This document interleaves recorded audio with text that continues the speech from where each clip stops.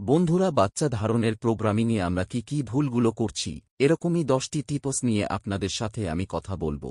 যারা গত 4 মাস 5 মাস ধরে বাচ্চা নেয়ার চেষ্টা করছেন, কিন্তু যারা বারবার ব্যর্থ হচ্ছেন, তাদের জন্য কিন্তু আজকের এই ভিডিওটি খুবই গুরুত্বপূর্ণ হবে।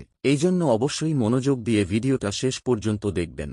কিন্তু তার আগে আপনারা যদি আমার চ্যানেলে প্রথমবার এসে থাকেন, তাহলে ভিডিওটাতে একটা লাইক দিয়ে চ্যানেলটাকে সাবস্ক্রাইব করে দিন।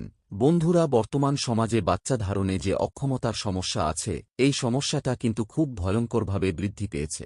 এবং আমি পার্সেন্টেজের দিক থেকে বোঝাতে চাই, তাহলে 25% দম্পতি কিন্তু এই সমস্যার ভেতর দিয়ে যায়।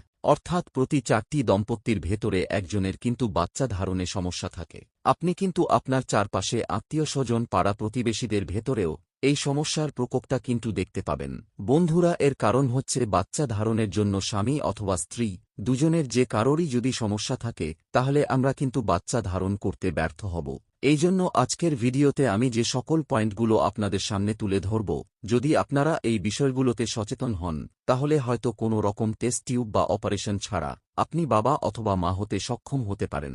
বন্ধুরা, প্রথমে একটা ভুল ধারণা আমরা আমাদের মস্তিষ্ক থেকে দূর করব। সেটা হচ্ছে, যদি আমরা 1 মাস অথবা 2 মাস বাচ্চা ধারণের চেষ্টা করে অক্ষম হই, সেক্ষেত্রেই হয়তো আমরা এই রোগের ভেতরে নিজেদেরকে সামিল করে নিচ্ছি। বিষয়টা আসলে সম্পূর্ণ ভুল। আপনি অন্ততপক্ষে 8 থেকে 12 মাস চেষ্টা করার পর আপনি যদি বাচ্চা ধারণে অক্ষম হন, সেক্ষেত্রে কিন্তু আমরা আপনাকে রোগী হিসেবে আখ্যা দিব। কিন্তু এর আগে পর্যন্ত আপনি নিজেকে কখনোই রোগী ভাববেন না, নিজের মন ছোট করবেন না, এবং নিজে মানসিকভাবে চাপের ভেতরে পড়বেন না যে আপনার বাচ্চা কেন হচ্ছে না, আপনার ওষুধ খেতে হবে, আপনার অপারেশন করতে হবে। এই জাতীয় ভুল ধারণাগুলো কখনোই নিজের ভেতরে আনবেন না। দ্বিতীয় বিষয়টি হচ্ছে, আমরা সবসময় চিন্তা করি যে মাসিক শুরু হবার 14তম দিনেই আমাদেরকে সহবাস করতে হবে, না হলে আমাদের বাচ্চা ধারণ হবে না। আসলে আপনার মাসিকের কোন সময়ে আপনার জরাজুতে ডিম্বাণুটি আসবে, এটি কিন্তু একদম নির্দিষ্ট করে বলা সম্ভব নয়। তবে সাধারণত দেখা যায় যাদের 28 দিনের সাইকেল হয়, তাদের ক্ষেত্রে এটা 14তম দিনে হওয়ার সম্ভাবনাটা সবথেকে বেশি থাকে। আপনার যদি এর থেকে বেশি দিনের সাইকেল হয়, ধরুন 32 দিনের সাইকেল, সেক্ষেত্রে কিন্তু আপনার 14তম দিনে না হয়ে 18তম দিনে জরাজুতে ডিম্বাণুটি আসার সম্ভাবনা বেশি থাকে। এবং এই টাইমটাকে কিন্তু আমরা মেডিকেলের ভাষাতে বলি গোল্ডেন পিরিয়ড, অর্থাৎ এই সময় সহবাস করলে বাচ্চা ধারণের ক্ষমতাটা বেশি থাকে। পরবর্তী যে টিপসটি আমি শেয়ার করতে চাই, সেটা মেয়েদের তলপেটের ভেতরে 2টি ওভারি থাকে। এখানে ডান পাশ এবং বাম পাশ যে কোন এক পাশের থেকে কিন্তু ওভুলেশনটা হতে পারে। সেক্ষেত্রে আমার ডান দিকের ডিম্বাশয় থেকে ডিম্বাণুটি নিষিক্ত হবে নাকি বাম দিকের ডিম্বাশয় থেকে ডিম্বাণুটি নিষিক্ত হবে, এই জিনিসটিও কিন্তু আমরা আগে থেকে কখনো নিশ্চিতভাবে বলতে পারি না। এবং কিছু ক্ষেত্রে কিন্তু এমনও দেখা যায়, যদি ডিম্বাশয় থেকে একই সঙ্গে ডিম্বাণু আসে, সেক্ষেত্রে কিন্তু যমজ বাচ্চার ঘটনাটাও কিন্তু ঘটতে পারে। এই জন্য এই ডান পাশ বাম পাশ কোন দিক থেকে ওভুলেশন হচ্ছে, এই বিষয়টি কিন্তু আমাদের বাচ্চা ধারণের জন্য গুরুত্বপূর্ণ।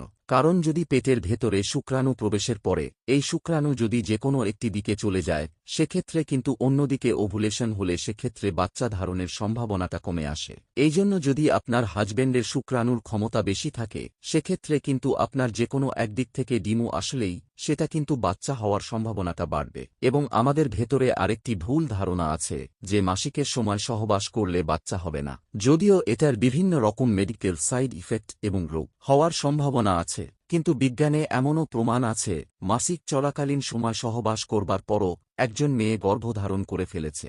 তো আসুন এখন আমরা জানি যে কোন সময়ে সহবাস করলে আমাদের বাচ্চা ধারণের ক্ষমতাটা বেশি থাকবে। আমাদের ডিম্বাশয়ে যখন ডিম্বাণুটি আসে, তখন কিন্তু খুব কম সময়ের জন্য এই ডিম্বাণুটি জীবিত থাকে, অর্থাৎ 24 থেকে এটা সর্বোচ্চ গেলে 72 ঘণ্টা পর্যন্ত জীবিত থাকে। এই কারণে আমাদের চেষ্টা করা উচিত, যখন ডিম্বাশয় থেকে ডিম্বাণুটি আসছে, তার পূর্ববর্তী সময়ে শুক্রাণু 3 দিন থেকে সর্বোচ্চ 7 দিন পর্যন্ত জীবিত থাকতে পারে। এই কারণে আমরা যদি ডিম্বাশয় থেকে ডিম্বাণু আসার আগে সহবাস করি, সেক্ষেত্রে কিন্তু আমাদের বাচ্চা ধারণের ক্ষমতা বাড়বে। এখন আসুন আরেকটি বিষয় নিয়ে জানি। অনেক সময় দেখা যায় আমরা বিভিন্ন রকম ভিডিও বা আর্টিকেল পড়ে থাকি, এই লক্ষণগুলো দেখা দিলে আপনার ভেতরে ওভুলেশন হচ্ছে।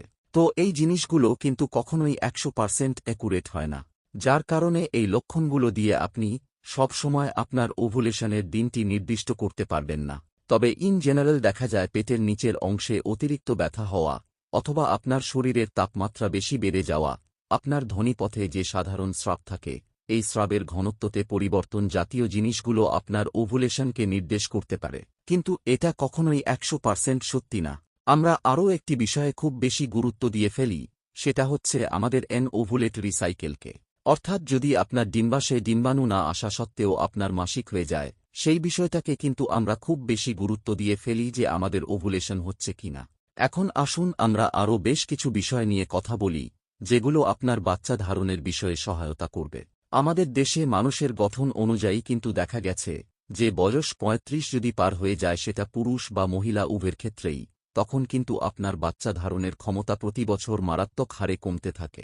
তবে এর মানে এটা নয় যে আপনার বয়স 40 পার হয়ে গেলে আপনি আর মা বাবা হতে পারবেন না। তবে এটার সম্ভাবনাটা খুবই ক্ষীণ হয়ে আসে, এবং শেষ বয়সের বাচ্চাদের ভেতরে কিন্তু বিভিন্ন রকম মানসিক এবং শারীরিক বিকলাঙ্গতা হওয়া এবং প্রেগন্যান্সিতে ডায়াবেটিস, উচ্চ রক্তচাপ, খিঁচুনি এই জাতীয় সমস্যাগুলো হওয়ার সম্ভাবনাও বৃদ্ধি পেতে থাকে। এ কারণে কম বয়সে বাচ্চা নেয়ার চেষ্টা করাটা কিন্তু মেডিকেল সায়েন্স সবসময় প্রমোট করে।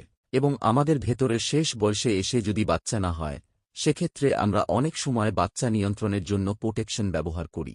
এই জিনিসগুলোকে কিন্তু আমরা দোষারোপ করি, কিন্তু বিজ্ঞানে এমন কোনো প্রমাণ নেই।